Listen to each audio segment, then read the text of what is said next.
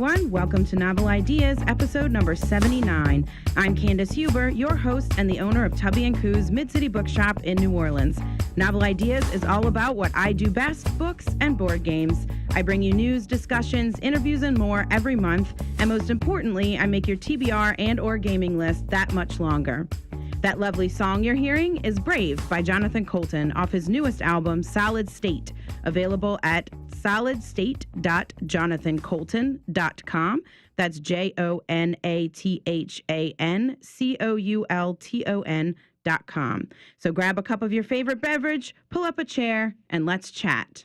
This month, I'll catch you up on industry news, give you an excellent list of sci-fi and fantasy books written by women of color, discuss our book of the month, which is Fledgling by Octavia Butler, and bring you an interview with Bill Lavender, poet, editor, teacher, and director, and editor-in-chief of Lavender Inc. Dialogos, a small press located here in New Orleans. First of all, I would like to announce that we have created a Tubby & Coos Goodreads discussion group, which I'm really excited about. I think it's a great way to keep track of all the books we're reading in our various book clubs, and of course, our book of the month for this podcast as well. There are also polls, discussion threads, annual reading challenge, all kinds of things. So if you're on Goodreads, please look us up and join the group. You can just search for Tubby & Coos, or you can follow the link that I'll put in the show notes as well. Please come read with us. I'm really excited to have this new group online. And later in the podcast, I'll be talking with Bill Lavender about the Poetry Festival coming up in April. But I also wanted to mention that one of my favorite events of the year, the Tennessee Williams and Saints and Sinners Festival, is happening next weekend, March 20th through the 25th. I'll, of course, be there slinging books and bringing mischief with some of my favorite people. So please come and stop by. There's amazing panels, readings, workshops, all kinds of things going on at the festival. And for that, you can get tickets and more information at www.tennesseewilliams.net or at www.sasfest.org. Links will also be in the show notes for those as well. So please come out to all these wonderful festivals happening. It's festival season in New Orleans. So I want to start the podcast with some book industry news. There's been a lot going on this last month, y'all. So I'm going to bring some of the major things that I'm most excited about, but make sure to check the show notes as well, because I'm going to put some extra things in there that I won't have time to talk about, but there's a lot of exciting stuff going on. So mainly, Neil Gaiman, who, if you've listened to any of my podcasts before or have read the blog or know anything about me, you know that Neil Gaiman is my absolute favorite ever. He has announced a new Sandman universe line of comics. And this is so exciting because Sandman, it's been like 30 years since he first launched Sandman, and the comic was obviously super popular. If you don't know about it, you can look it up. I won't spend a bunch of time talking about Sandman itself, but this new project kicks off in August. It's called the Sandman Universe. It's a one-shot special, so it'll catch readers up on what's been happening in Dream's realm since the original Sandman. So Dream has now gone missing, and so he leaves a bunch of chaos in his wake, of course. Other developments include the opening of a rift between worlds and revealing a space beyond dreaming, which is really, really exciting. Lucian, who is Dream's official librarian, is still in charge of all the books that were dreamed and never written. But now one of those books has found itself into the waking world and has been discovered by a group of children. And the dreaming also has a new resident. There's a lot of things going on, and some of that was spoilery. I apologize. Sandman has been out for a long time, so the statute of limitations on those spoilers is out. But the Sandman Universe #1 will be plotted by Neil Gaiman, but this is what's exciting because it's also going to be written by Nalo Hopkinson, Kat Howard, C. Spurrier, and Dan Waters, with art by Bilquis Everly and a cover by Jay Lee. This is going to be phenomenal. I am so excited about Neil Gaiman and Nalo Hopkinson partnering. It's going to be the best thing. And the 4 writers are going to explore the special's various threads in 4 new series. So Nalo Hopkinson is going to write House of Whispers and explore how the voodoo deity Erzuli ended up in the dreaming with her titular house. And that's going to be freaking amazing. I'm so excited. Howard is going to write Books of Magic, which is going to follow up on the 1990 miniseries of the same name. And Spurrier is going to write The Dreaming, which will follow the Sandman supporting characters. And Waters will write Lucifer, which, of course, finds Lucifer himself blind and destitute, trapped in a small boarding house in a quiet town where no one can ever leave. It's going to be really, really exciting. I've already spent too much time for this, but this was all reported by EW.com. The link will be in the show notes. This is super great, guys. I'm so excited about it. Another piece of news, Terry Pratchett's Discworld is coming to TV. This was reported by The Nerdist. And of course, later this year, Good Omens, which was done by Terry Pratchett and Neil Gaiman, is going to premiere on Amazon and BBC with Neil Gaiman as the showrunner. I'm super excited about that. But also Discworld is currently in development. BBC is said to be looking for an outside partner to help bring it to life. So it's going to be really cool if they can bring Discworld to life. It's been around forever. I think the first Discworld novel came out in 1983. There are 40 books in the world, and it's a really great parody in fantasy. So I'll be really excited if this actually works out and Discworld is coming to TV. Another thing that I found super exciting is that HBO is adapting Fahrenheit 451 starring Michael B. Jordan, who is one of my favorites. If you have not seen Black Panther yet, please go and see it. That has nothing to do with book industry news, but Black Panther is amazing. Michael Jordan is amazing in it. And Fahrenheit 451, there's supposedly a film coming out in 2018 starring Michael B. Jordan. And I think it totally makes sense in today's political climate that they're doing an adaptation of Fahrenheit 451. So HBO announced this in a press release. I also saw this on The Nerdist. And the film was directed by Ramin Bahrani of 99 Homes. And it's just all about, of course, book burning and history being rewritten. And I think it is so relevant to today. And I am very, very excited about this coming out. It will air on HBO in the spring of 2018. So it is done. It's going to happen. I will talk about it on the podcast when it comes out. I'm very, very excited about that as well. Also, the ALA have announced the Youth Media Award winners. I'll have a link to this as well online, but just to run down the major winners. The John Newbery Medal for the most outstanding contribution to children's literature went to Hello Universe, written by Erin Entrada Kelly.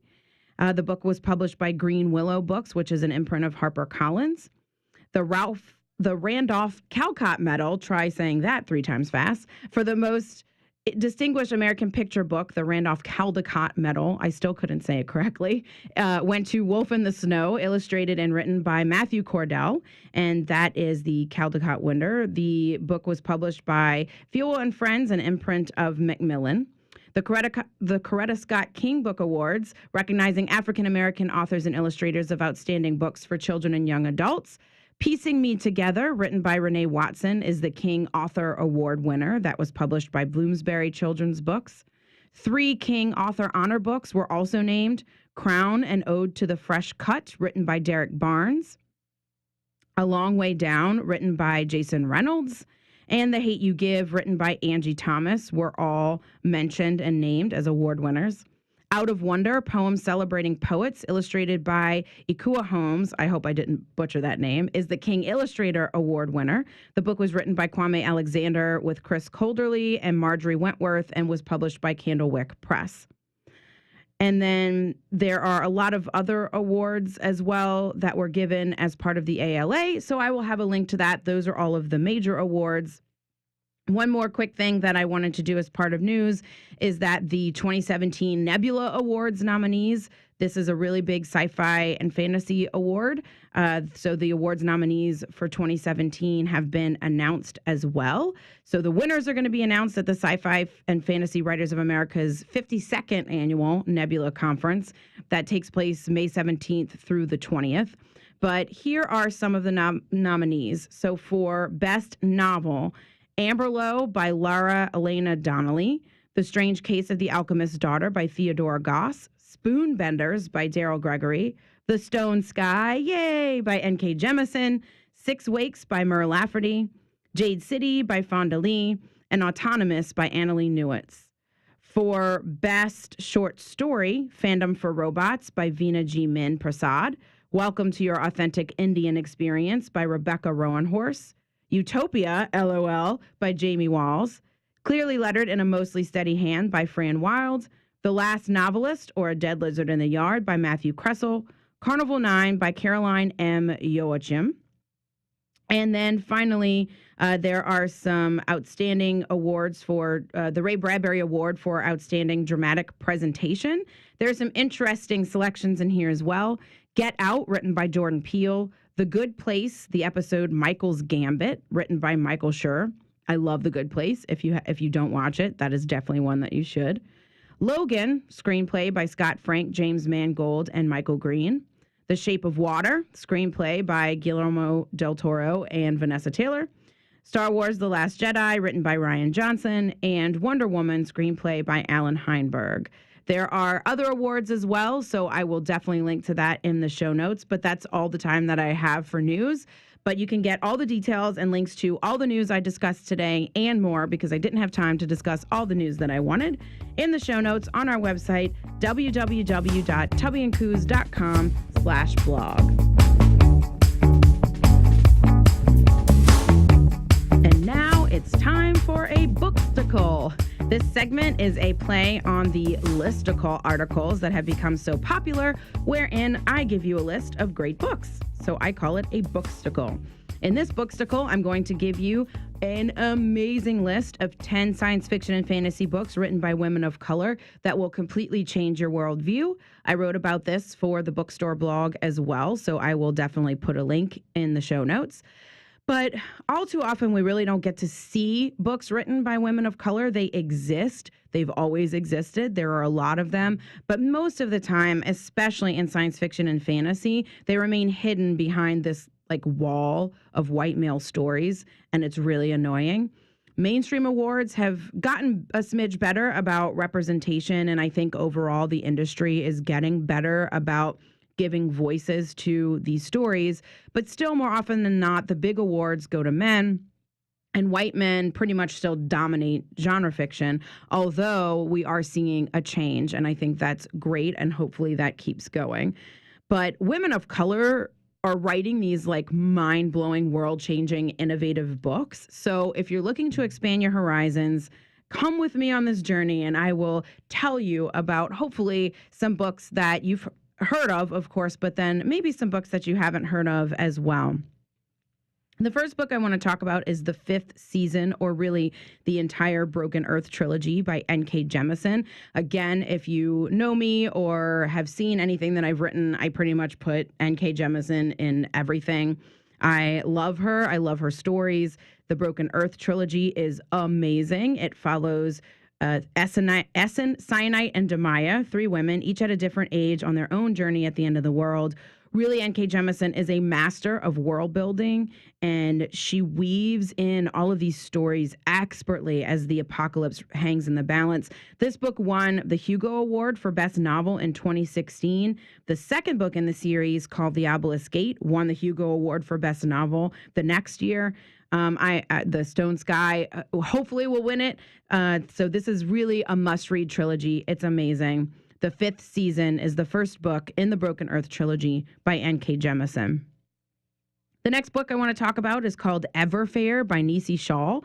You may know Nisi Shawl as an acclaimed writer of short stories, and she's also a professor, and she teaches about the intersections of speculative fiction and social justice, including race, colonialism, sexuality, gender, and more. I really wish I could take a class with her because she is amazing. Everfair is her debut novel, and it's a steampunk masterpiece that manages to turn one of the worst human rights disasters on record into a marvelous and exciting exploration of the possibilities inherent in a turn of history in a compelling range of voices that have historically been silenced. This is a beautiful book, and it will give you a new insight into an often ignored piece of history. That is called Everfair by Nisi Shawl. Of course, I can't let a list go by like this without putting Octavia Butler on it.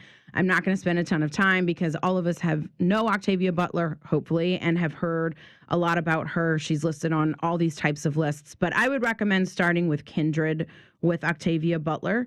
So, I could put all of her books on this list. We're going to be talking a lot more about Fledgling later on the podcast. So Kindred by Octavia Butler, of course, makes this list. Next, I'm going to bring up a book called Bitten by Nnedi Okorafor. This is an Afropolitan combination of alien adventure and old school African politics. A woman named Binti is the first of the Himba people ever to be offered a place at UMSA University, which is the finest institution of higher learning in the galaxy. Binti takes this harrowing journey just to get an education.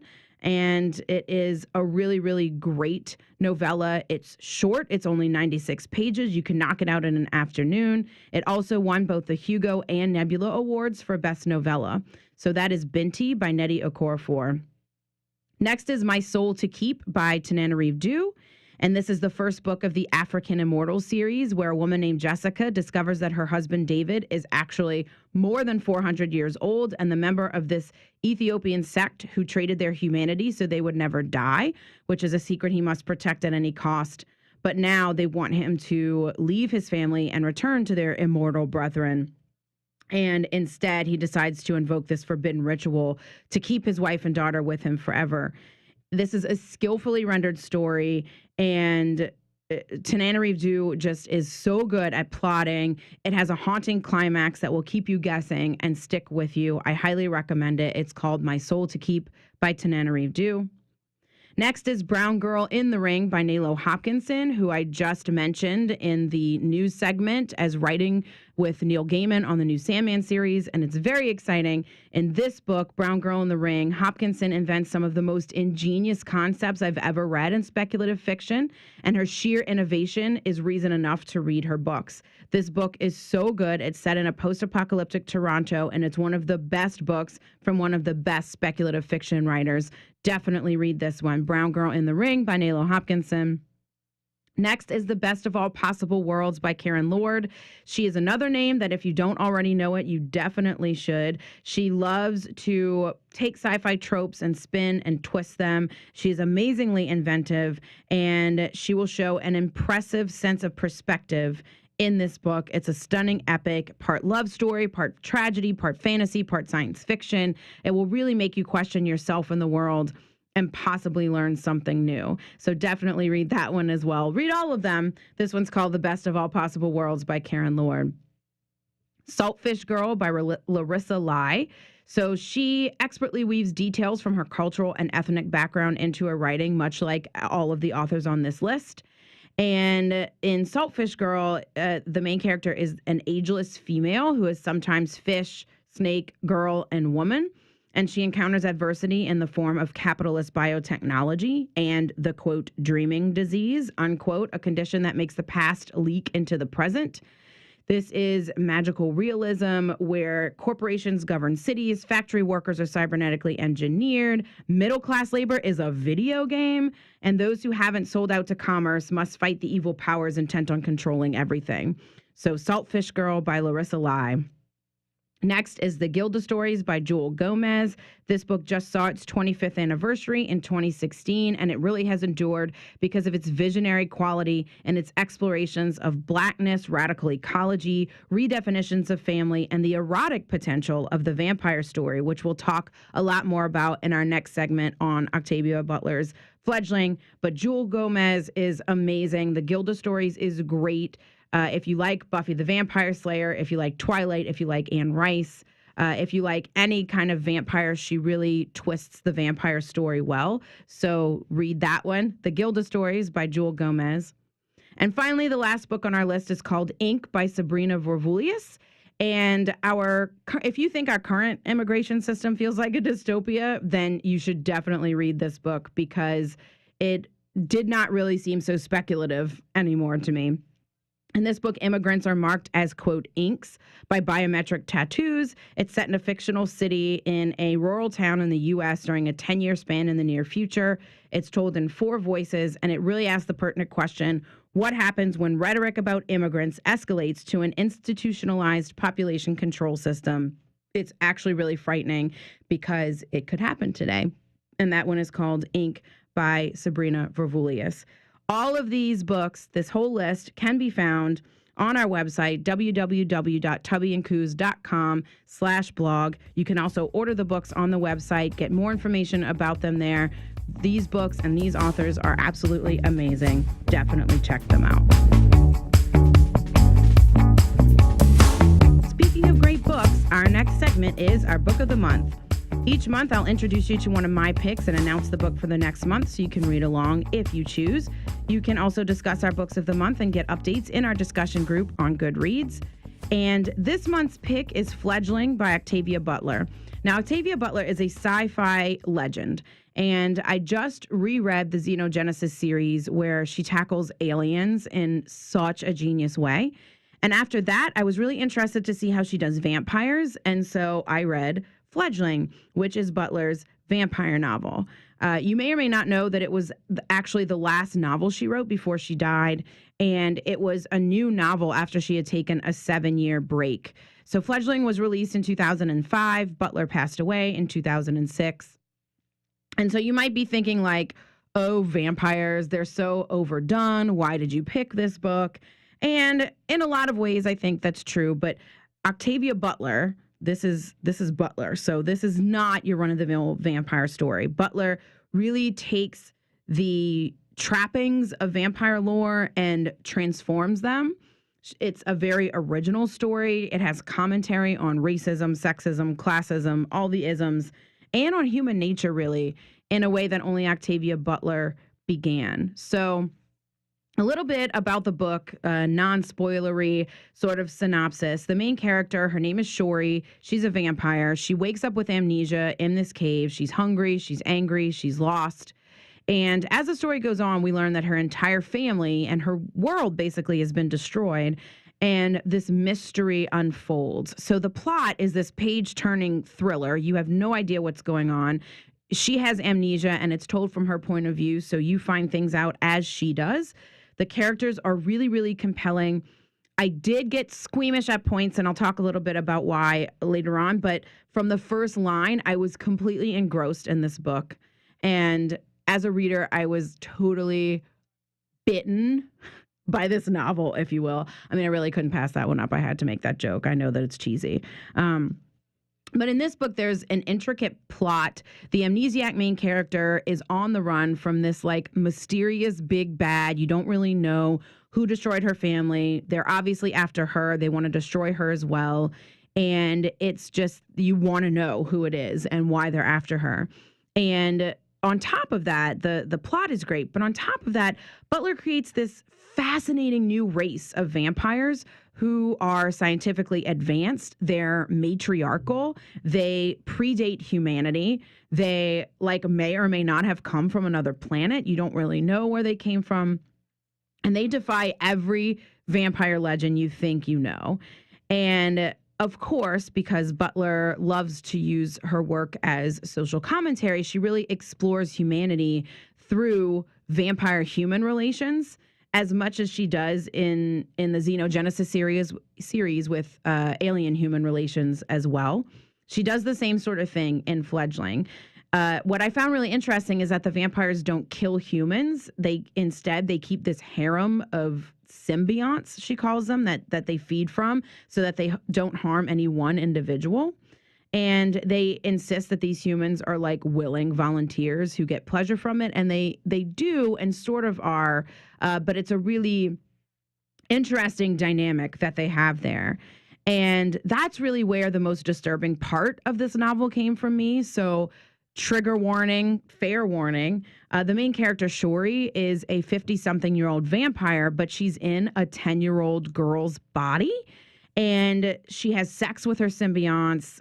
They talk about mating. There are these really orgasmic feeding scenes that are like really consistently repulsive, but they're also mercifully brief. So that was the one part of this novel that really sort of grossed me out and made me squeamish is that this vampire, who is a legitimate adult 50-year-old vampire, lives in this 10-year-old girl's body. And so there are a lot of things that I can talk about and deconstruct with that I don't really have time to do on the podcast. But if you want to talk, please go into our Goodreads discussion group or come to the bookstore and I'll talk to you about it a lot. So really, there are a lot of similar themes in this book as there are in Xenogenesis. There's servant master and really what it means for a superior being to exchange gifts like extended life and extreme pleasure for a lifetime of servitude. Through her vampire-human relationships, she really poses the question of how much dominance or dependence humans need and questions human views of family and romance. And at the same time, she deconstructs our known power structures of submission in return for freedom. That's really explored a lot in this book. And then through her inter-vampire relationships, she also explores class, race, power, and community. I found that this book was fascinating, compelling, disturbing. I went through the range of emotions with it. She really takes something you think you know and flips it upside down, much like she does in all of her work.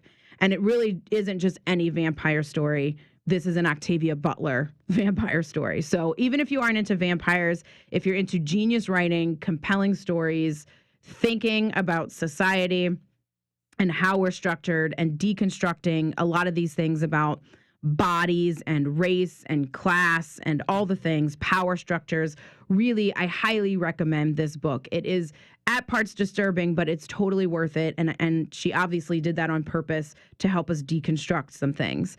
So, have you read it? Do you agree with me? Do you think I'm wrong? Tell me if you think I'm wrong. Tell me your thoughts on it. I really want to hear what you think in our Goodreads group, in our discussion thread of this book. You can search for Tubby and Coos on Goodreads, or you can follow the link in the show notes, or you can tweet me at Tubby and Coos. Please tell me what you think of this book. Tell me if you think I'm right or wrong. I would love to deconstruct this with you and have conversations, whether online or in the store.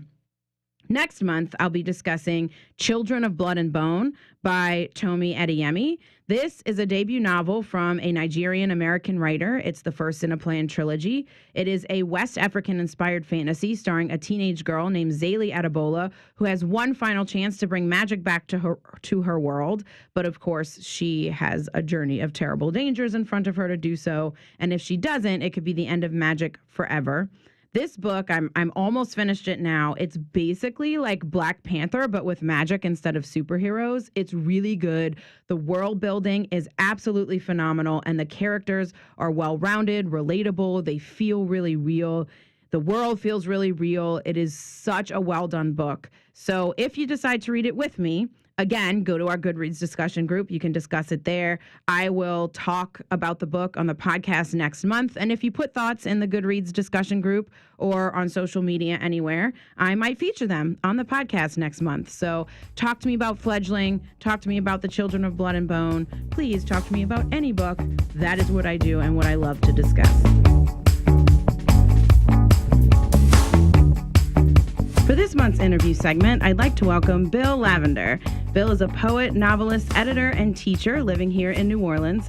He founded Lavender Inc., a small press devoted mainly to poetry, in 1995, and he founded Dialogos, an imprint devoted to cross-cultural literatures, mostly in translation, in 2011. His poems, stories, and essays have appeared in dozens of print and web journals and anthologies, with theoretical writings appearing in Contemporary Literature and Poetics Today, among others. His most recent book of poetry, the groundbreaking verse memoir Memory Wing, was published by Black Widow in 2011.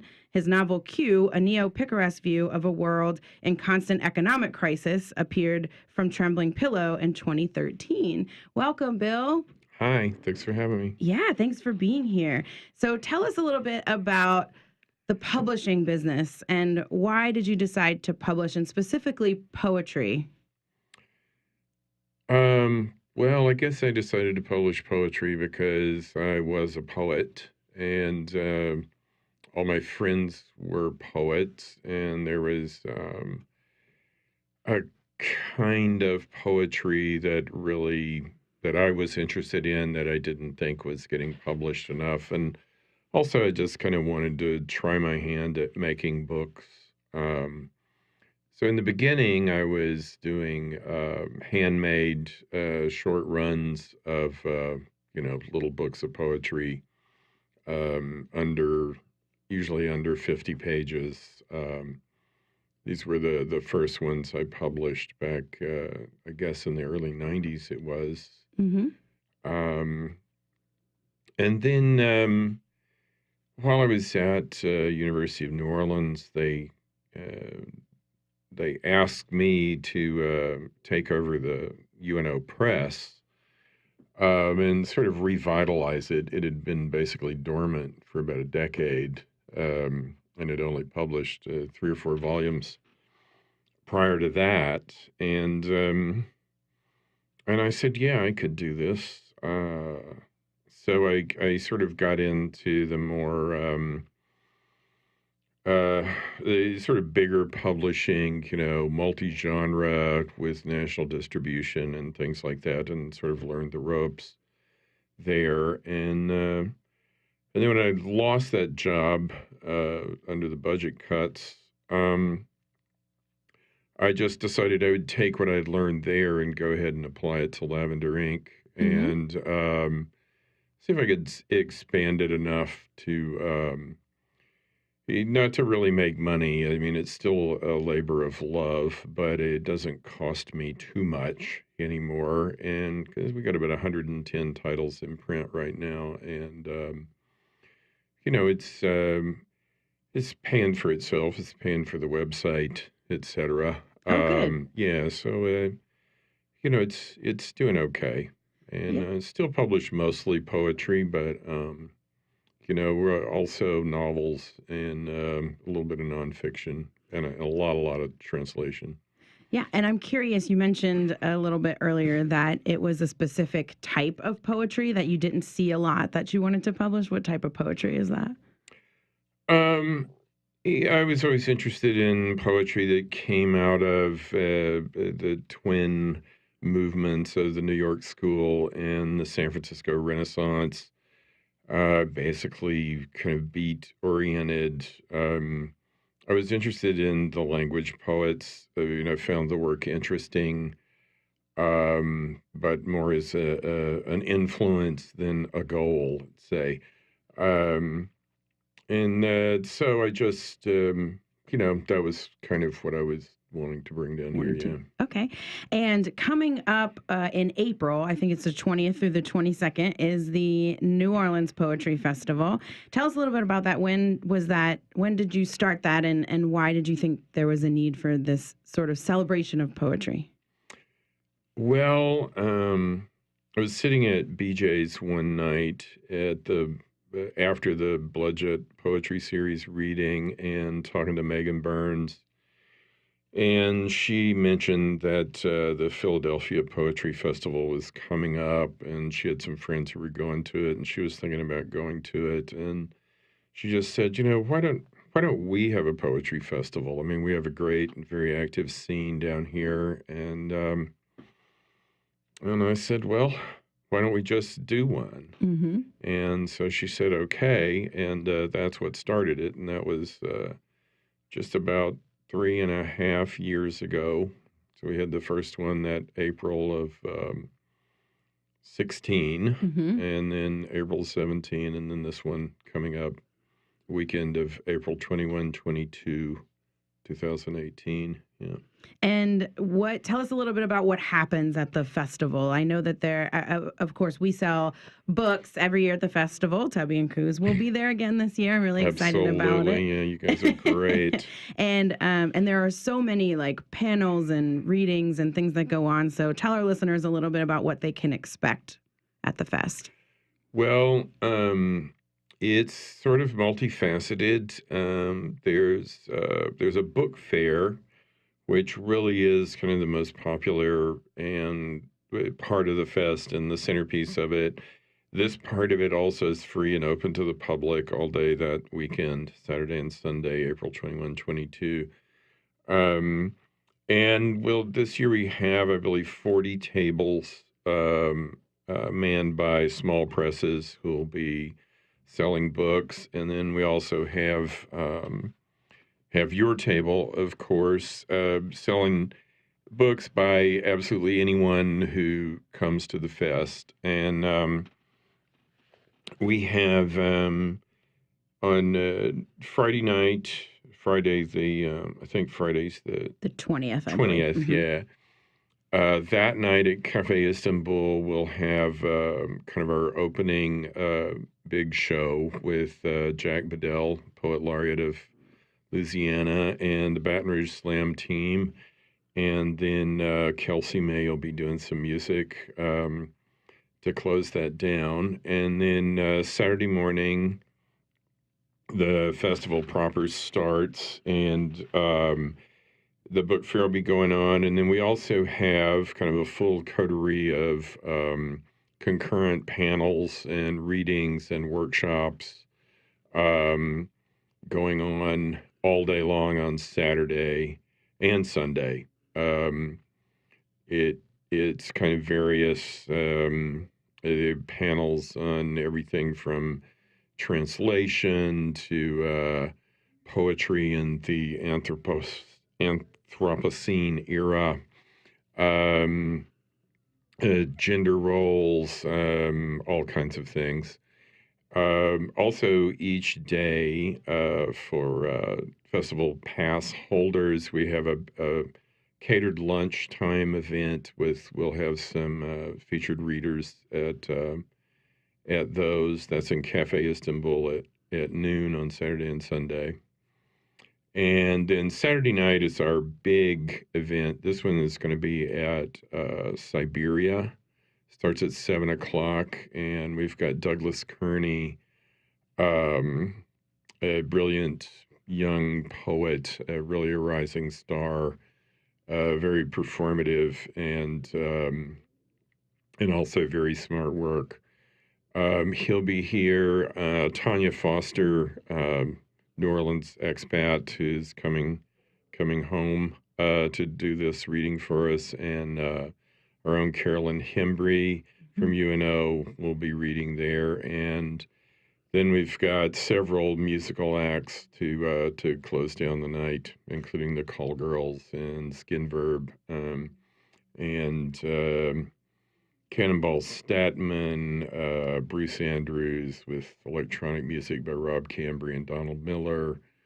That show should go into the wee hours. Yeah, that sounds awesome. And the Poetry Fest has grown so much just in the last 3 years. It started off at a really small venue, and now it's at the Healing Center, and it just keeps growing, which I think is really great, considering poetry is a niche thing, and a lot of people say, well, poetry, like, does anyone read poetry anymore? And obviously there are lots of poets and lots of people who read it, because this festival keeps growing. And New Orleans has such a really great creative scene as well for poets. Yeah, there really are. And interest continues to grow. I think word is just now starting to get around the country and the world. I mean, we have people coming from, I believe the furthest one is New Zealand this year. And Susan Schultz is coming from Hawaii again. And we have, and pretty much every state in the union. Yeah, it's a very diverse group who comes to, I think about half the people who participate, actually fewer than half of the people who participate are local. They come from all over the place. So it's a real good opportunity for local poets to kind of mingle with people from other states and other countries. Definitely. Well, thank you for bringing this celebration of poetry to us. Well, it's been interesting and fun. Yes. Well, Lavender Inc. Dialogos books are available at Tubby & Coos Mid-City Bookshop, of course, and also online at www.lavenderinc.org. The New Orleans Poetry Festival will take place April 20th through the 22nd at the New Orleans Healing Center, mostly. Some events in other places. Get more information and purchase tickets purchase tickets to the festival at www.nolapoetry.com. Thank you so much for your time, Bill. And where can people find you specifically online if they want to follow you on social media? Well, Lavender Inc. has a Facebook page, as does the Poetry Fest. Great. I think it's at NOPF, or it might be at NOLA Poetry. I'm not sure, but nolapoetry.com will get you to everything. Everything. Yeah. Okay, great. Well, thank you very much, Bill. Thank you.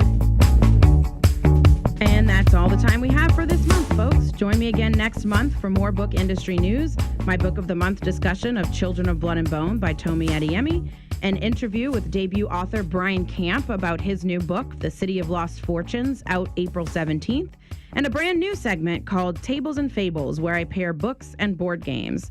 You can find a recap of this month's podcast, including all of the links, at www.tubbyandcoos.com/blog. You can also find the bookstore on Facebook, Twitter, and Instagram at Tubby and Coos. And finally, a list of all the books our book clubs are reading, including this podcast book of the month and more, can be found in our brand new Goodreads discussion group. Just search for Tubby and Coos or follow the link in the show notes. Tell me what you're reading. Tell me if I'm right or wrong. I would love to discuss with you, please.